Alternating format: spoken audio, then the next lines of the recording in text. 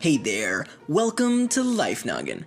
Let's talk about antibiotics. Usually when you get some type of bacterial infection like strep throat or pneumonia, you go to the doctor, get some antibiotics, and you are all good to go. But this may be changing sometime in the relatively near future. That's because some bacterial infections are becoming resistant to these drugs. They are called superbugs. But let me tell you, I'd much rather have some superhero insects in place of these. At least that spider dude saves people. See, every year about 2 million people get sick from a superbug, and about 23,000 of them die in the US alone. So yeah, that's not so super. And to make it even worse, any strain of bacteria is able to turn into a superbug. One of the best known examples of these is the Clostridium difficile bacteria, or C. diff for short. These bacteria live in your intestines. However, the other good bacteria in there as well helps keep you from getting sick. But if you have been taking antibiotics, the drug may have killed some of the good bacteria, allowing for C. diff to take control. And once this happens, it can cause life-threatening diarrhea, and you may even have to get part of your intestines removed, but we're not going to show any of that. And that's not even the worst one. A family of bacteria called CRE has been linked to be resistant to almost all known antibiotics. In fact, it is so serious that the Center for Disease Control and Prevention is calling this one of the most urgent public health threats that we currently have. But how does this even happen anyway? What's causing these bacteria to become resistant to different types of antibiotics? Well, these bacteria aren't getting swole at the gym pumping iron, but like any other living creature, they are evolving, and sometimes mutations in their genomes can cause them to become resistant to certain antibiotics. But also, a much more terrifying explanation has to do with plasmids, which are parts of the bacterial DNA. The plasmid enters and multiplies itself within a cell and can then be transferred to others. So essentially, these plasmids are the vehicles that transfer genes for antibiotic resistance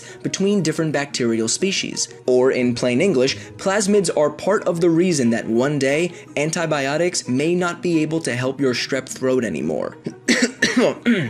Oh no. The bad news is that the more antibiotics you've taken, the higher your risk. And also, the more times you're in the hospital, the higher your risk. Now, you should absolutely still go to the doctor and take antibiotics if you need to, but the point is that you shouldn't take them unnecessarily. And also, to be safe, you should always wash your hands thoroughly after using the bathroom or preparing food. It looks like the medical industry is in need for some alternate ways to treat bacteria infections, because otherwise they may eventually run out of antibiotics that actually work. I know this might seem scary, but maybe it could be a motivator. Go humans! You got a lot of surviving to do. So what do you think of all this? Or tell us what we should talk about next. Let me know in the comments below.